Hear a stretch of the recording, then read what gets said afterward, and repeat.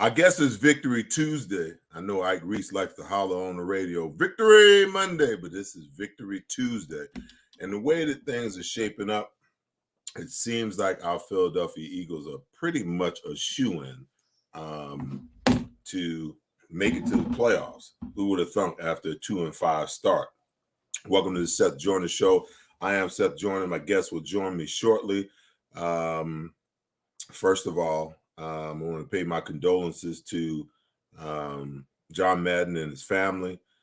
John Madden today at 85 years old, the iconic John Madden, the All-Madden, the Oakland Raiders head coach John Madden passed away today at 85 years old. Prayers to the family. He was such an iconic figure in the world of football, not only on the field, but also when you think about how colorful he was and how he shaped the landscape of analysts in the world of football. Rest in peace, Big John. There's so much to get to here today, and we'll get to it as far as the Eagles are concerned. But man, this COVID thing is really ravaging, the world of sports and football. I know everyone's happy to be able to get that first round pick from the Indianapolis Colts for one Carson Wentz, but Carson has entered the COVID protocol, and as an unvaccinated player, he is now going to be subjected to 10 days in the protocols and will miss the upcoming game. And we'll see how that affects the Colts as far as, the playoffs are concerned. And then Bruce Arians, as if the defending Super Bowl champions haven't endured enough. You got multiple players on injury reserve, done for the year, multiple players suspended because of falsified vaccination cards, and now the head coach will miss this Sunday, I assume. He is now in the COVID protocols. Okay. Well, let's jump on over to our Eagles. I mean, everyone's got to be ecstatic. Everybody's got to be happy, what we saw out of the Eagles the last 2 weeks, in particular in the second half of games. And to help me break it all down is my ex-teammate. He is the sidekick, if you will, to Merrill Reese. They do the radio broadcast. They do a phenomenal job. And, my teammate, Mike Quick, he's involved in a little bit of everything, man. You see him on TV, you see him on radio, you see him on multiple stations, and nobody breaks it down quite like him. No one knows this Eagle football team quite like him. Pretty close to it in a lot of different ways. I'm looking forward to having my man, Quick Six, number 82, join me today and talk about our birds, man. What's happening, Hammer? How you doing, man? And I'm always good, man. Always yes, good. Sir. It's always to do these types of shows and to talk about the team, when things are on the sunny side.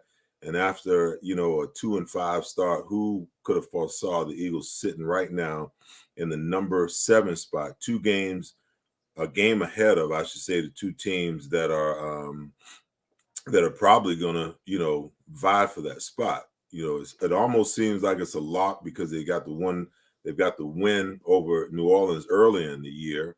Yeah. Even if they balance up, with equal records, they win the tiebreaker.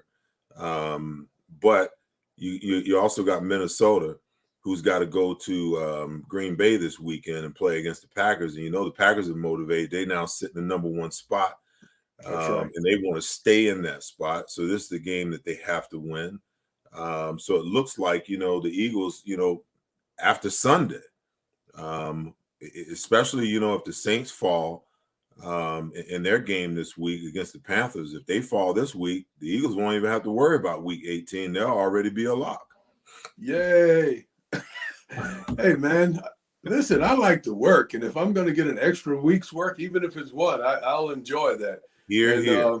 Yeah, man. So if the Eagles get to play that extra week, and just think, they might catch lightning in a bottle again and get a second week, and it would be a lot of fun. And like you, Seth, after game 7, when this team had only won 2 games, I was just, okay, it's going to be as I expected. But somewhere along the way, around that time, things clicked and things started to get a whole lot better. We talked early in the season about the identity of the team. Well, they started to show that identity, and that has carried them to this point where they are, like you said, almost a shoe-in to make it into the postseason. And it's a beautiful thing. I think a lot of us question Nick Sirianni when he was named the head coach of the Eagles because we didn't know him, an unknown. But in spending time talking to people like Frank Reich and other people that know him, I started to understand that he's a smart football guy. And after being around him a little bit, I understood that even more, that, man, this guy knows a lot of football. But something that's probably equally as important was I watched how he interacted with players. And in the conversations that I had with him, I started to understand that, this guy is really good with people. He connects really well with people. And I think those two factors are key factors in the success that we're starting to see from him. He's a smart football mind, number one. Or maybe number one is the fact that he really knows how to relate to the players and connect with people. Well, listen, it's almost, you started talking about a lot of the things that I have down on here that I wanted to chat with you about. But before we get there, let's play a little hyperbole here. Okay. Yep. In 2017, no one really saw Doug Peterson and the Philadelphia Eagles in year number 2 winning a Super Bowl. Okay. It is beyond the imagine or the stretch of what we can imagine, that this current team, it's outside of our imagination that they could win a Super Bowl. But Mike, when you start considering the way that they're built and the way that they play, and then when you factor in, the COVID situations and how guys, can potentially miss games, and how the Eagles have figured out a way, I don't know what the heck they're doing, but they haven't had the issues that a lot of these teams have had this year as far as the COVID thing is concerned, because they put in place protocols, safety protocols that went way and beyond, way and above, what the rest of the league did. So they protected themselves. But if the Eagles get into the playoffs, man, and all of a sudden, they run the ball, they're getting better at stopping the run on the defensive side of the ball. Yep. That's a good combination, in my opinion, for winning. And one of the main reasons, I believe, why, they've made the jump from week 7 to where we are right now.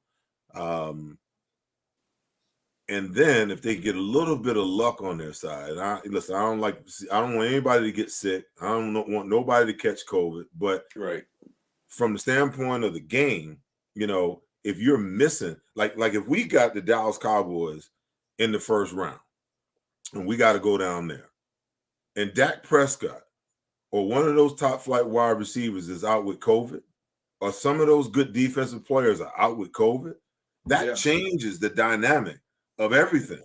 And all of a sudden puts this team, in a different position, looked upon in a different light than everyone might look at them. There is no question about that. So anything can happen in this situation because, you look at the news today and the head coach of Tampa is out. Carson, you mentioned it to me before we got on that Carson Wentz is now in the COVID protocol. You never know where this thing is going to go. And you're so right, because I have to go over to the Eagles complex over at NovaCare, and the measures they've taken over there, it's ridiculous. I mean, you can't even go into the cafeteria and sit and eat anymore. You have to go through a line and you get a box lunch and you go to wherever your working station is and you eat from there. There's so many things that they're doing to keep people separated, even players separated from one another, just to make sure that if one of these guys do have it, that they're able to contain it and it's not spread throughout the building. But I think that especially if we're going to talk about this, we have to talk about this new variant, because it seems like it's high. And I don't know anything about science, but I do know, like from the eye test and from the ears and what I'm reading and hearing, that a lot more people are getting it. It's not like debilitating like the other one, but a lot more people are getting it. So I wouldn't be surprised, and I think we're seeing it now, if they start to relax some of the rules and some of the stringent protocol because of the fact that it's not as fatal as it was last year this time. Well, I would hope, for the sake of keeping all the players that you need available, that they don't relax them. I understand what the NFL is doing. If you're vaccinated, they're going to minimize the amount of days that you can be away just as long as you can test negative out. I think the protocols for the unvaccinated are going to remain the same. Yes. That, if you test and you're unvaccinated, you automatic 10 days, Right. And as crazy as that is, I mean, it's like, if it falls on the right day, I mean, you just think about it. If it falls on the right day, if a guy tests positive on a Saturday, that's 2 Sundays, man. Those 2 games that you're going to miss. That's right. And if it's one of your key players, it could determine the outcome of the game. Period. No doubt. No doubt. It's absolutely huge. Well, let's segue into, what I really want to get into. I want to get a couple of things on the offensive side of the ball, a couple of things on the defensive side of the ball. The biggest issue right now on the offensive side of the ball is, the first half struggles and why they're struggling, what the issues are, and what the problems are. In the first Giants game, and I'm going to leave the Jets game out because that kind of fell in between the Giant and the Washington game. In the first Giants game, for the first 3 quarters, they didn't score any points. Okay. Correct. And then they got 7 points in the fourth quarter in junk time. That to me, I always felt like when they lost that game, that was the most critical of games for them to lose because we counted on the Giants, the Jets, the Washington football team twice, and then the Giants again. We counted on basically those 4 or 5, wins. The big question was, if Dallas is in the hunt for the number 1 seed come week 18, it's not likely that the Eagles are going to beat them. But I felt like that Giants game that they lost was going to be the one game that stopped them from getting in the playoffs. But the way that things have fallen, fortune has fallen, on them. Then you got the first Washington football game. They had 0 points in the first quarter. And then they scored 10 points in the second quarter to tie the game up, and then they just ran away with it in the second half. Then last week, here we go again. 3 points in the first half. In the second half, they explode for 31 points. Okay, so craziness. Taking into consideration, Mike, if they get into the playoffs and they got to play against Dallas or the Rams, okay, and they come out in the first half and play the way that they have in those 3 games, when they go in for oranges and Gatorade, it's a wrap. It's over. Yeah. That game is over. Okay. So I'm just trying to figure out, okay, what's the issue? I know what the issue is. I just want you to tell me what the issue is, then we're going to chat about it. Okay. What is the issue with this football team as far as in their slow starts? Let's take a look at this. Just for fun. All right, just for fun.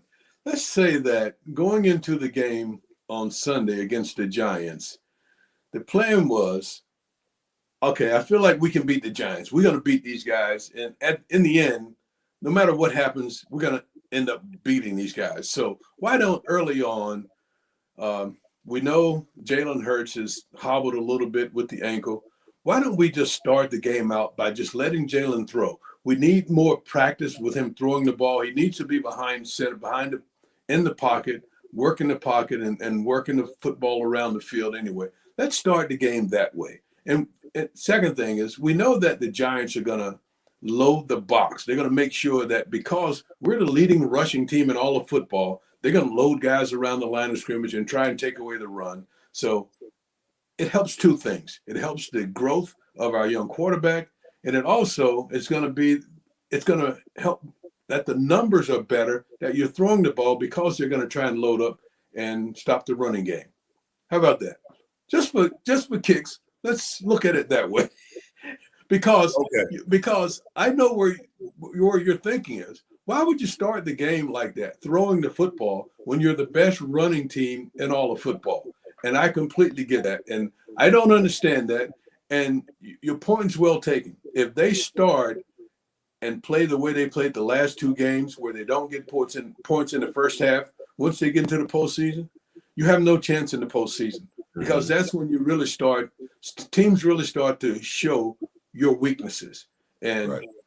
when the postseason starts, every little thing that you can do to have success, whatever you're really good at, you better lean on that and do it even better than you did it during the regular season, because teams will expose you in the postseason. Well, here's my rebuttal to that. Okay.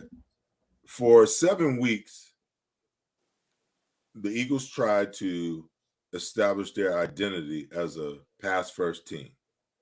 They went 2-5 over the first 7 weeks. Then, with all the public outcry and whatnot, Nick made the decision in week 8 that they were going to run the football. They came out, and I believe they ran for 200 plus yards against the Saints, I think it was. Okay.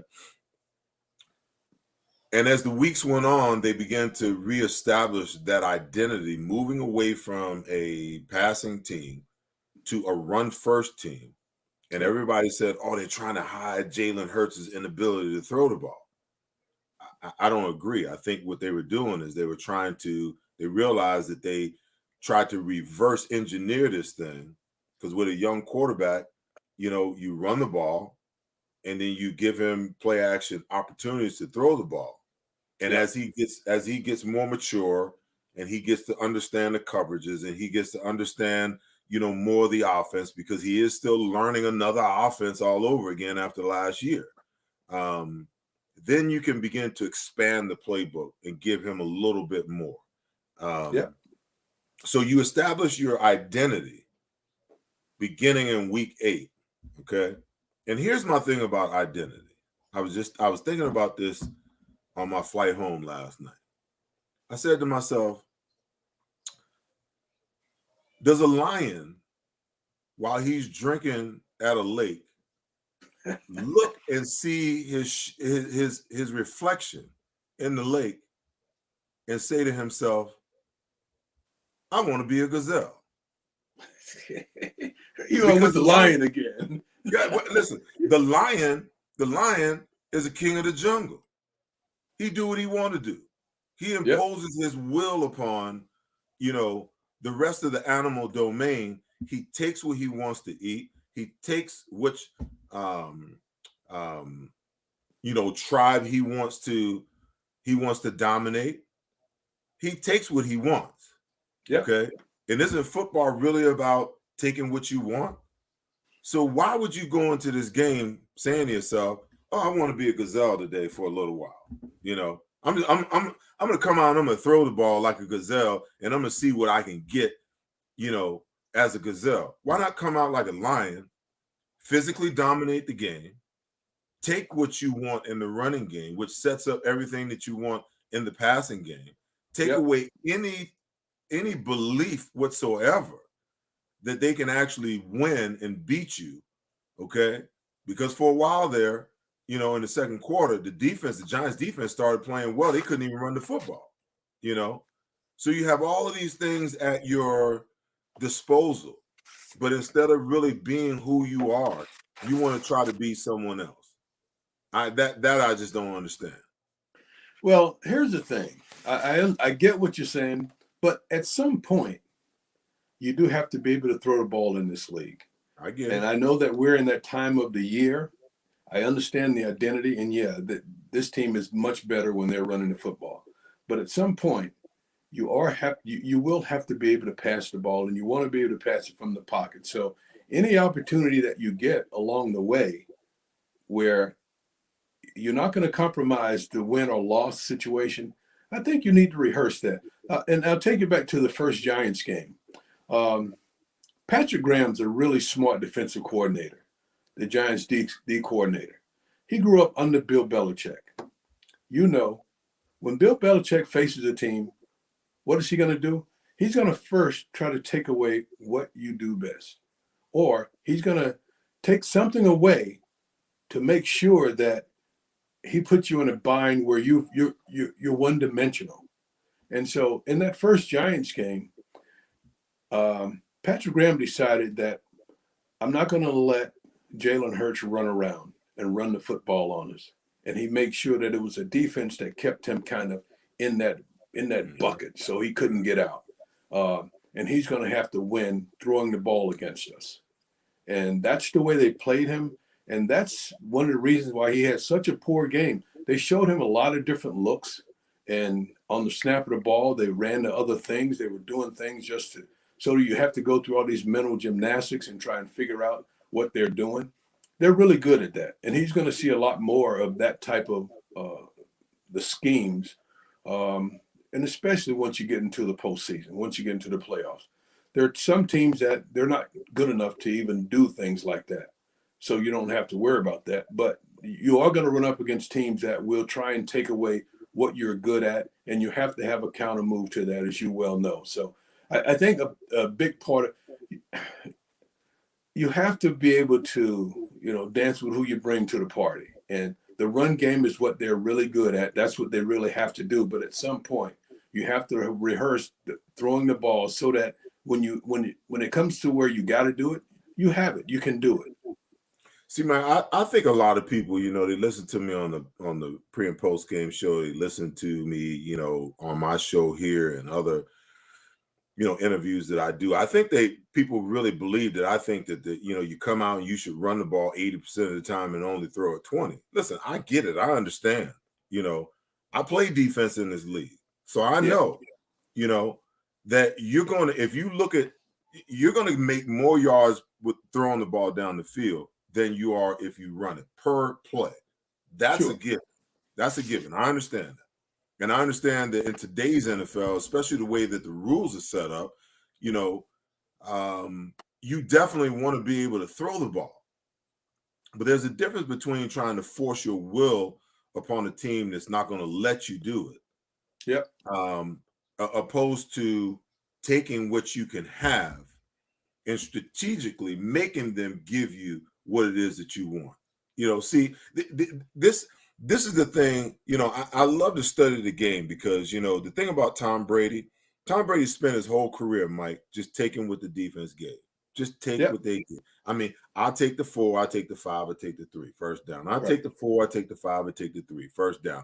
And I'm just going, every single possession that I have, I'm just trying to end it with a kick. And I'm not talking about the punt. I'm talking about either a field goal or an extra point. Yep. That just seemed to be, his MO. He wasn't going to force anything, okay? Now, because you're scoring points almost every possession, then you get in a situation where you got a team down. And as the game goes on, it becomes more urgent for you to try to create more possessions for your offense to catch up. So now I can make you come after me a little bit. Now I force you to play a little man coverage, okay? Now, all of a sudden, guess what? I got you in the coverage that I want to attack. Got you. Now I can take what I want. I can create the matchups with motion that I want, and I can get whatever I want then. See, I mean, is that just like too logical, for these coaches to really even think about and understand? Because, we watched Patrick Mahomes struggle at the beginning of the year as well. And to me, it came down to this. Patrick Mahomes for the last 3 years has just been setting the NFL on fire, throwing the ball all over the map. Yep. And they were used to big plays with Tyreek Hill down the field, with Travis Kelce up the seam, with McCole Hartman, getting a mismatch and beating. And what teams decided to do this year, hey, we're going to come out, we're going to play cover 2 against you. All right? We ain't going to let you have those shots down the field. We're going to make you run the football, and we're going to make you take the underneath stuff. And because he's been so used, he's a creature of habit of taking those shots down the field, he didn't want to give in to them. So he started throwing interceptions into cover 2 like it was going out of style. And then at the midway point of the season is where they made the transition. When he started to just take what the defense was given, Andy started running the ball a little more. And now they on a roll, and they looking like they just going to take over the AFC all over again and go back to a third straight Super Bowl, if you will. So there's that learning process, that not only quarterbacks go through, but to me, I don't understand how the offensive coordinators and head coaches can't see that far down the road. When teams aren't going to give you what they want, listen, they know that Nick Sirianni wants to get the ball to their first-round draft pick. That the Nick Sirianni wants to get the ball to Dallas Goedert. The Nick Sirianni wants to get the ball to last year's first-round draft pick. And you got another guy, Quez Watkins, that can just, blow the doors off you. They know that they want that, okay? Yep. So they're not going to give it to you until you force them to give it to you. And the way, in my opinion, that you force them to give it to you is by running the ball down their throat and making them put the extra guy in the box, because the most debilitating thing, the most humiliating thing for a defensive player, and trust me, I've been there. George Rogers ran for 275 yards on us down in Washington one game, and we got a fumble at the end of the game and wound up winning. But you talk about demoralizing, because we knew they was going to run it. Yep. And he didn't care how many people you had in the box. No. And because running is not the end thing right now, you created a situation where you got these smaller linebackers, and even if you load the box, you're loading it, with a safety, know. And if you understand an eight man box concept, that just tells you that when you want to run the ball, you have to run on the edge one side or the other, because you got to leave one of the guys on the outside free. Not run it up the middle where the guy in the middle is free and you got a free hitter, but get on the edges where you can leave that end guy on the line of scrimmage free. And once he starts crashing, now you do your little bootleg and bring the tight end around the other side. So, I mean, listen, I like to evaluate the game, but check it out, man. I ain't no offensive coach. I try to dissect offenses, but I ain't no offensive coach, Mike. If I can think of that kind of stuff, you tell me why the guys that live it, breathe it, sleep it, eat it every single day, or it's just beyond them. It's just beyond on understanding that to them. Well, what's crazy is you are an offensive mind because you're a defensive mind. Some of the smartest offensive coaches ever, they grew up playing defense. Some of the smartest defensive coaches, they grew up on the offensive side of the ball. And that's just the way it works. I remember probably the best defensive coordinator I've ever seen in Philadelphia was Jimmy Johnson.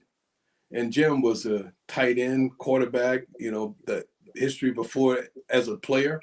And he ended up being one of the smartest D coordinators. And I remember how Juan Castillo, the offensive line coach, used to hang around Jim because he wanted to understand how Jim went about breaking down protections. So he wanted to understand from Jim, like when you see this slide protection or when you see this fan protection or whatever the protection is, he wanted to know, where are my weak spots? I need to understand where and how are you trying to break me down? So that's really how, and I heard Nick talking about how he spends so much time on the other side of the ball now, because you need that information. You need to know what's happening on the other side. Yeah. It's one of the things, when I think back about my career, if there's something I could go back and do different, I would spend time with offensive coordinators. Okay. Absolutely. When you get under, when you get over, when you get a 4-3 front, when you get a 30 front, how are you trying to attack it? And what are you thinking about from a blocking standpoint on run plays? When you get cover 2, cover 3, cover 7, cover 6, when you get man to man, what are you trying to attack?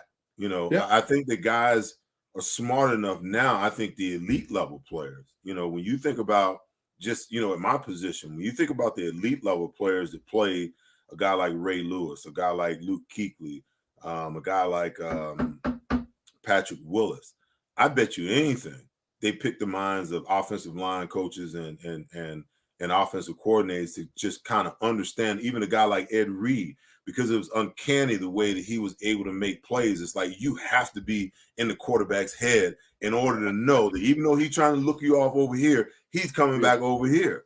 I mean, Troy Polamalu is another guy that just made crazy plays where it's like, dude, you saw you saw the position is ridiculous, but he knew what was going on because That's that right. information is there.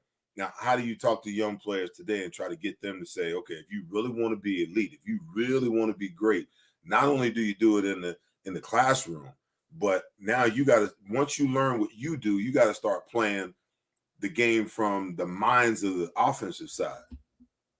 What's funny is, I know that there were a few guys around during our time that were guys who thought that way, like Herm Edwards. Herm wasn't very talented, quite honestly, but he was really smart. Right. And he knew how to, he just based on your split, when you're a wide receiver and you come out and you spread out, he knew how many routes, what are the possibilities of the routes that you could run from that split. And based on down and distance and situations, Herm knew his stuff because he knew offense. And that's why he played for as long as he played, not because he was uber talented. It was just that he was really smart. And I knew when he went into coaching, I knew that's the right thing for Herm because he's just a smart dude. Yeah, it's funny, man, because I was faster than Herm. I mean, when I played with Herm. I know. I was playing. I got there, my rookie year was Herm's last year in Philly, man. And I would watch Herm in practice. I'm like, man, how's this dude been in the NFL this long, man? He's slower than molasses, man. Yeah. But yeah, it makes all the difference in the world. So give me your thoughts on Nick's play calling. I thought that his best game, I'm trying to think, it might have been the Washington game. I thought the first Washington game was his best game of play calling, and Jalen Hurts' best game, as a player. So I think he's had, it's been good and bad. I think he's had some really good, especially in this last stretch after week 7.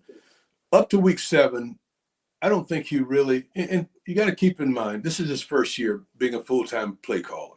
And that takes a lot, just the strategy, just the mindset, and being able to do it like right now and know the next move based on how many yards you get on the previous play.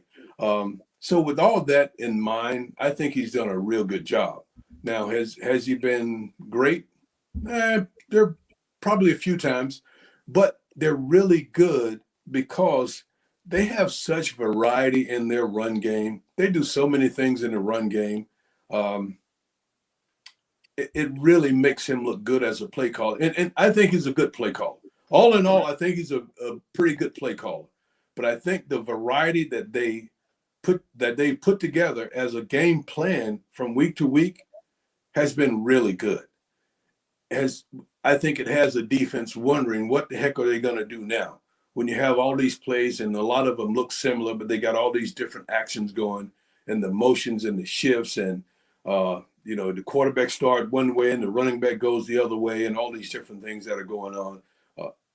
They got the quarterback runs. They got inside runs. You got outside runs. You got keepers. You got options. And all of these angles where they're able to block and they do all the wham and the trap stuff. For me, this has been one of my favorite seasons to watch offensive line play because the offensive line play is so good. And with that, as a play caller, you can do pretty well. And I think he's done well overall. Big Chris corrected me. It was actually the Denver game. And, Jalen Hurts had a pretty darn good game that game from a play calling standpoint. It's interesting because, you hear stuff and you wonder how much of it is actually true and how much of it, some writer somewhere trying to make a name for himself. But Ray and I was talking about it right before post-game last week. Someone was talking about how, Nick and Shane Steichen, before at the end of each series, they put together the plays that they want to call for the upcoming series. And I thought that was kind of weird because it kind of takes away from your ability to, adjust on the fly. So it's like, okay, we got these set plays that we're going to run. And I don't know what they're basing it off. For me, offensive coordination is about, running either throwing something and setting up a run or running something and setting up a pass. Okay. Yeah. If you got your first 15, so I call the first play and we lose 3 yards, I may put a little X by that. We run the next play and we pick up 15. I may put a star or a check next to that. And by the time I get through that first 15, okay, my assistant coaches are going to take those plays that have been successful. And if it's a run play, okay, give me 2 plays off of that, okay, that we can throw the ball that gives the same look of what we actually ran and had success with, and vice versa. If it's a pass that went or run that went for big, or a pass rather, give me 2 runs off of that same action, same motion, and everything, and then we're just going to operate from there. But I found it kind of interesting, if not weird, that they kind of predetermine from one series to the next. And, I have no way of knowing if it's 100% true, but they predetermine from one series to the next when defense is out. Okay, these are the plays that we're going to run next time that we get the ball. So I would think that could be true, but I would say that there has to be more detail than that in it. So, yeah, I would, I could see that. All right, next time, let's look at these 5 plays, but it's not necessarily that I'm going to run these. This is 1, 2, 3, 4, but at least give me something to chew on, to think about. And then as the game unfolds, I decide which of these plays I'm going to get. But I kind of get it, but I think that there's more detail in that statement than just the statement itself. Got you. All right, so let's talk about the run game before I jump over on the defensive side of the ball, because obviously Miles Sanders broke his hand. Looks like he's probably going to be out at least until they get to to the playoffs. And the other thing this is the thing that like drove me crazy too. I know that Miles Sanders is your guy, okay? But Boston Scott is literally a giant killer, man. I mean, every single time that we play against the Giants, I'd have Miles Sanders under this arm if I'm the head coach, and I got Boston Scott under this arm. Look how short it is. I say, Miles, you the man. But we're gonna let the General Giant have the most of the work. Little man go. Every single time that he play against the Giants, man, he gives them the business. Yep. The kid can flat out play too. I love to see him play, and he's all of 5'6", but he is, Seth, he's so strong in his lower body, and he's so quick. So I don't think that, I love to see Jordan Howard down near the goal line, but I'm very comfortable if Miles Sanders, if Boston Scott is in on goal line stuff, because Boston is so good and he's so powerful. I'm wondering how well Jordan Howard actually is, because I don't think he had but maybe 1 or 2 carries last week. And to me, he's your battering ram. He's the guy that you give him the ball, you let him soften up the interior of the defense, and then you bring in Miles when he's healthy, and a guy like Boston Scott when he's doing what he does, and maybe even sprinkle in a little bit of Kenneth Gainwell, to get on the edges and to get off tackle.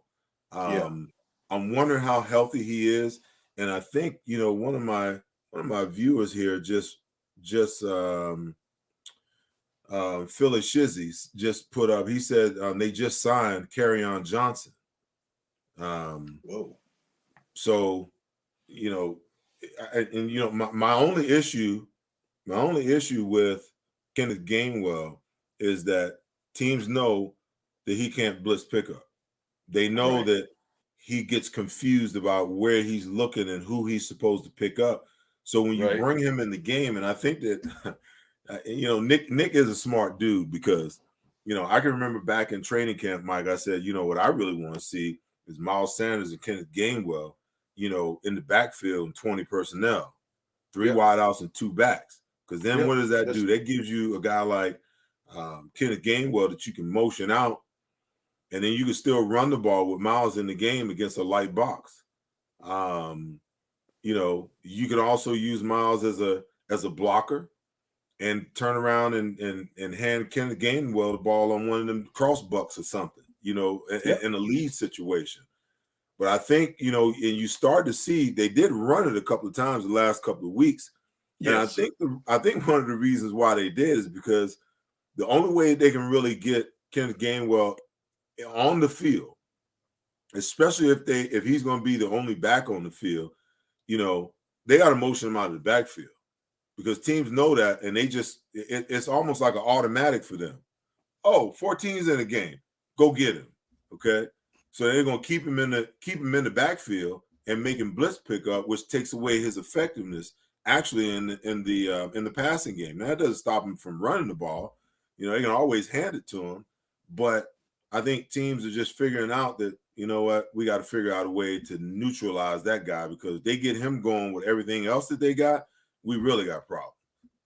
Yeah, I like when they have both of them in, but I think Gainwell is so much better when you're trying, and I think teams realize this. They want to try and get him the ball in the passing game. That little Texas or that arrow route where they come over the middle, or you give him an option route. Linebackers aren't going to stay with him. You might use a nickel back or one of these inside guys, or one of these hybrid guys, but you're not going to cover him with a linebacker. So that's a real big plus when you got him on the field along with one of the other backs. I'm just, to my point, I'm just trying to figure out because they're going to need Jordan Howard. They're going to need him healthy down the road. I'm just wondering, just thinking out loud, how healthy do you think the shoulder actually is? Seth, that's the one guy that scares me. I don't know if he's going to be back, and I'm hoping that he is. I know he had some problems with nerve damage before when he was hurt a couple of years ago. And everybody kind of almost forgot about him. He went down to Miami, really didn't play down there. And when he came back here, he made it to and I thought he looked great in training camp, but then once the season started, they didn't even use him until midway through the season when they actually started to use him. I've always liked his game, and if he's healthy, he really matters for this football team. Right. All right. Well, let's segue over to the defensive side of the ball. I know he ain't gonna do it, but I'm gonna keep harping. I can't help myself, man. It's like, you had a rookie quarterback in the Jets. You had a rookie quarterback replacing. Well, you had Daniel Jones, who's, at times, if you bring pressure, he plays like a rookie quarterback. Right. Then you had a third string quarterback because of COVID, first time against Washington. And then you had Mike Glennon last week. And he came after Mike Glennon the first series of the game. Jake. It was Jake Fromm. Jake Fromm. He came after Jake in the first series of the game. And you got another rookie. And he didn't come after him again. Okay? Now, listen, I get it. Teams are afraid of not only the big play, but how crafty these wide receivers are getting at drawing the PI. Okay? But when I look at a team like the Miami Dolphins last night, the Miami Dolphins lead the league in 7 guys in the box. And they are extremely creative about giving you a 7 or 8 man look and bringing one guy and dropping another guy out, or bringing one guy and having the other guy, take the back one-on-one, which really turns into a full-out blitz because that guy has to stay in and protect the minute he sees all those guys up on the line of scrimmage. Yep. But Jonathan Gannon just, at some point in time, don't you have to just tell your guys, hey, man, knuckle up? I know based upon how they've played, you're more than confident in your Pro Bowler, Slay. You're more than confident in your slot guy, Maddox.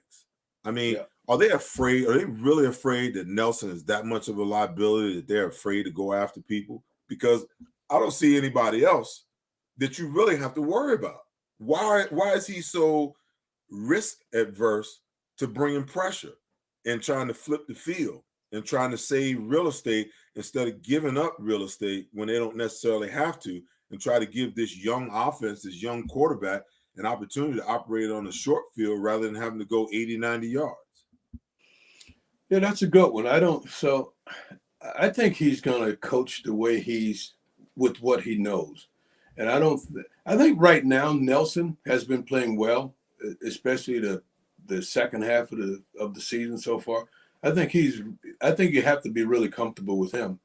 I think I'd be more concerned with the back end of this defense when I'm trying to do too many things in terms of bringing extra guys and leaving guys on the back end in man situation or where they've got to cover a guy man to man. It's really hard to cover guys in this league man to man anymore. They're too talented, and there's just not enough guys that are really good at covering man to man. And I would worry about the safeties. If you notice, you're seeing a lot more of Marcus Epps playing at safety. Rodney is splitting time more now than he ever has. I think that's an indicator. And you're seeing just different guys now on the back end of the defense trying to make sure that you got the best. What? Go ahead. No, just trying to make sure that they've got the best combination back there. And yeah, but I think Mike, there's various ways that you can bring pressure, man. You know, they're really predictable because really the only time that they like to bring pressure, you know, if the slot receiver is in a nasty position, every once in a while they'll bring Maddox off the edge. If he's split out, he don't feel like he can get there. And to your point, he don't want to expose the safety to have to drop down from a halves look to cover a guy in the slot. I get that. They run their zone blitzes primarily out of 5-man, you know. So, I mean, it's so predictable. You know, when I see it, I already know the things that they can do because they don't really do a whole lot.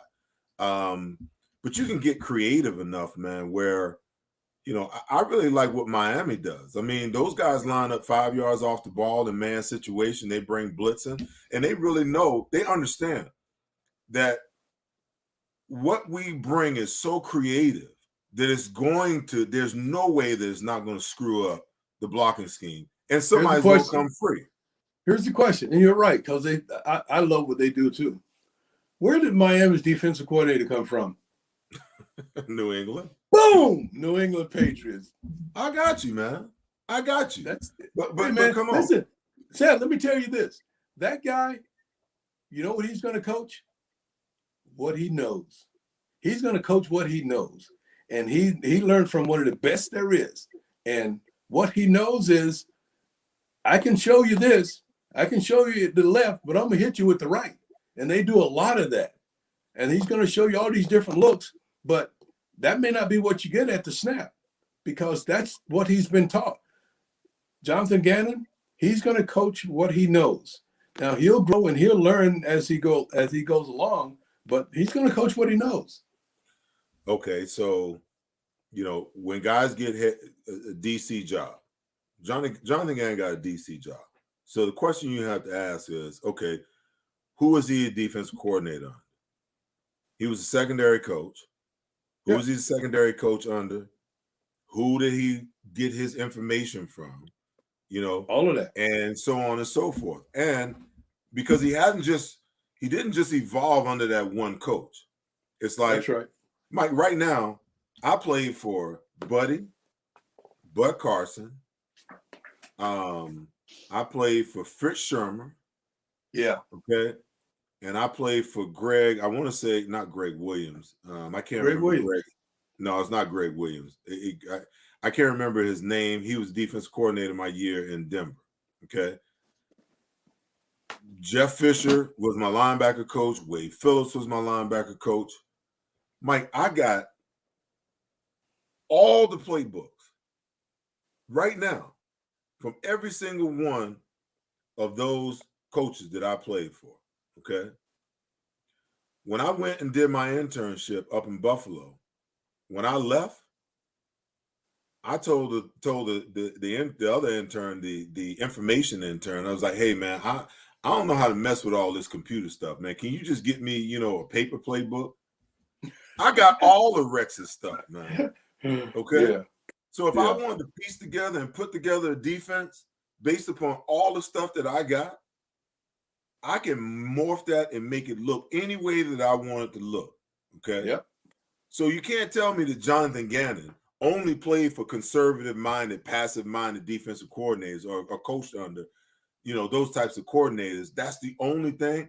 He has to have coached under somebody, okay, that had a little bit of a aggressive mindset or have an aggressive, pressure package that he can implement it. No, They are very basic and simplistic in what they do. And right. in my opinion, it hurts them, particularly in passing situations, because they don't disguise a lot. They don't roll a lot of coverages. They don't do a lot of stuff, man.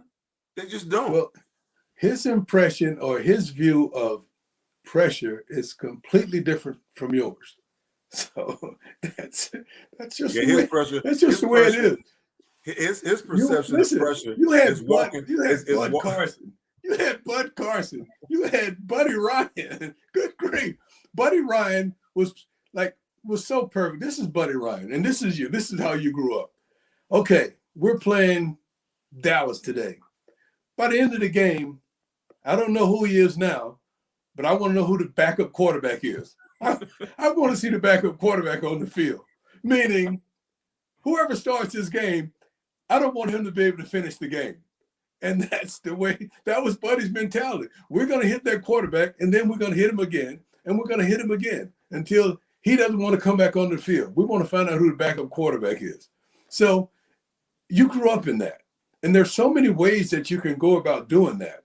But looking at the era now, so like last year, the number one defense in the National Football League last year, I'm pretty sure it was the Rams. And the Rams have a style of defense. Yeah, they're going to attack inside of that umbrella, but they're going to keep that umbrella back there. They're going to keep guys, try to make sure that nobody gets behind the umbrella in the style of defense that they play. Yeah, there are going to be some twists and stunts and schemes and dogs and such, but that, I think, is what Gannon thinks, and the philosophy of a lot of D coordinators in this day and age, is that you don't want to give up the big play. Now, we're going to do a lot of things inside of the shell that we're going to have over top of the defense, but we're going to have a shell because we don't want to give up the big play. And you'll see a lot of that throughout the National Football League in today's game. Yeah, I agree.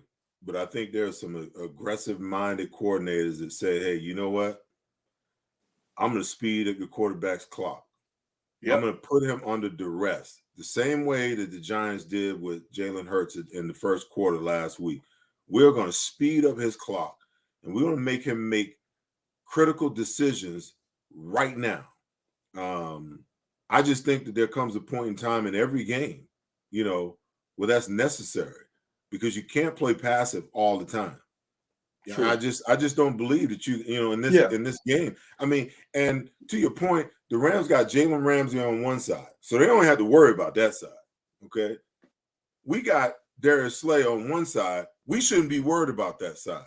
We could take that safety and put him over on the other side and help wherever is necessary. And the way the teams are running, I mean, listen, it's all about, in certain situations. See, I'm not even a big fan, and most defensive coaches today don't even, believe or buy into this.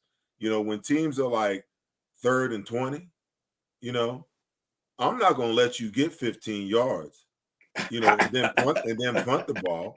I'm trying to push you back another 10. Even further, See, because, and it's not, and I know most people think, oh, that's the Buddy in him, okay? But from a strategic standpoint, think about what you're giving away.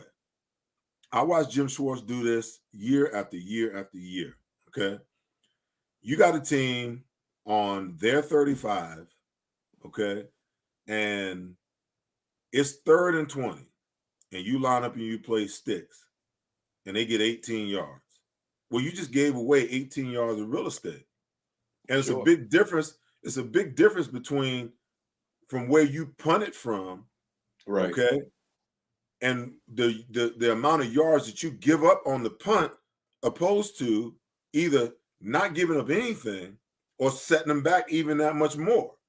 Yep. It's the difference between It's the difference between getting the ball at your 30, your 40, and making 3 or 2 first downs, and now you're already in field goal range, opposed to having the offense having to make 5 first downs in order to get in the scoring zone.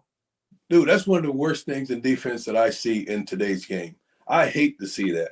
These prevent defenses or the sticks defense that they call, I just hate to see that. And Schwartz would have that picket fence. I hate it every time I saw that thing come out. It just makes no sense at all. Oh, I get him to go to the bathroom every time I see him line up in it. I can't take it either. As we wind down, let's talk about the Eagles defense. Their run defense. The last couple of weeks, they've gotten much, much better at stopping the run. Yeah. And I get it. It's the Giants, the Jets, the Washington football team, and the Giants all over again. They're all in the NFL. Yeah. Yes. I think that's going to be a major deal. You see the linebackers are much more active. One of the things I like to do is look at the stats after the game to see who leads the team in tackles. The last 2 weeks, it's been Edwards and Singleton. The last 2 weeks. Last week, they were double digits together. When I look at the tackles and my safeties or corner is leading and tackling, I know that my defense got it given to them day today. Yeah, that's not a good sign. But I do like the way they're playing defense. I like the fact that they're getting up the field more on the defensive line, and linebackers playing downhill.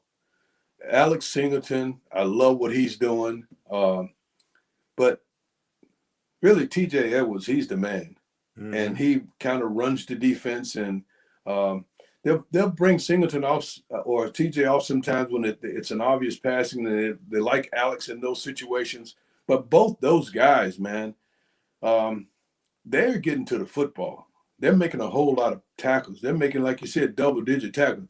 Did TJ have, 16 tackles on Sunday? 14. It was some stupid number like that, like 16 tackles. And I think Singleton had 9 maybe. I'm not sure because we didn't get the game books this week, but I think that TJ had 14 and Singleton had like 10 or 11. Okay, I know it was a lot. Yeah. I know it was a lot, but and a guy like Milton Williams, he's starting to show up now. He's starting to play a whole lot better. Rookie draft pick that they had high hopes for. And I just think that he needed to grow up. And I see him growing up. He's playing good football. Fletcher Cox is playing a whole lot better now. The last 2 games, he's been dominant at the line of scrimmage. Hargrave, he started out like a house on fire, cooled off. But in the last couple of games, you're seeing more plays from him. Even when those guys aren't making the plays, when they get a push on the line of scrimmage or when they completely change the line of scrimmage, those guys on the inside, I'm happy with what they're doing. Mm-hmm. Because then I expect other guys to come in and make the play. They may not make the play, but if they disrupt the line of scrimmage, if you see like it's a piano where one number just goes all the way back, where one of these guys pushing their offensive lineman back in the backfield, even if you don't make the play, you've done your job as far as I'm concerned. Now the other guys got to rally to get to the football. And I'm seeing a little more of that from those guys on the inside. Good stuff, man. Good stuff. I'm going to wrap right there, my brother. As always, I appreciate you, man. Hammer, we can talk football anytime. You know that. I know, man. I don't want to wear you out, man. You got a lot of responsibilities during the week, man. So listen, I told you, I got my booster shot today. I'm about to go get in the bed. Well, go do it, my man. I appreciate you today, as always, man. Our time is our greatest commodity. I appreciate your time today, brother. Anytime. All right. Happy New Year, by the way. All right. Happy New Year. All righty. That wraps. But this, before we go, is Giveaway Tuesday.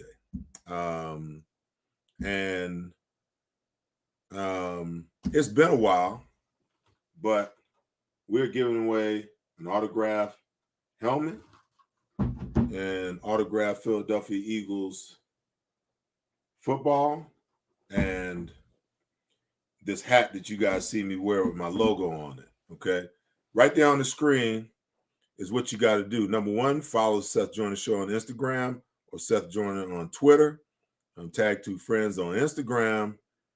Or really what I want you to do is subscribe to the Seth Joyner Show on YouTube, okay? And we will announce our winners on the show next week, all right? Well, that wraps the show for this week. And again, listen, I apologize to you guys last week, because the game got pushed to Tuesday. We were in a situation where we, didn't have a show last week. But I'm here today. I'll be here next week after the victory against the Washington football team, and looking forward to, hopefully the Panthers beating the Saints. And we know that the Packers are going to beat the Vikings. And then we can just cruise into week 18 knowing that we're at least the 7th seed in the NFC playoffs. And if the San Francisco 49ers falter and we keep winning, we can move up to 6. How good would that be? All right. Well, listen, that's the show for today. As always, be good to each other and take care of each other, but make sure that you love each other. A merry belated Christmas to everybody and a happy new year. It'll be 2022 the next time we're together. Make sure you guys stay healthy, take care of each other, and be careful out there on New Year's Eve. I will see you guys right back here next week for another show, Seth Joyner Show. Take care. God bless. Peace.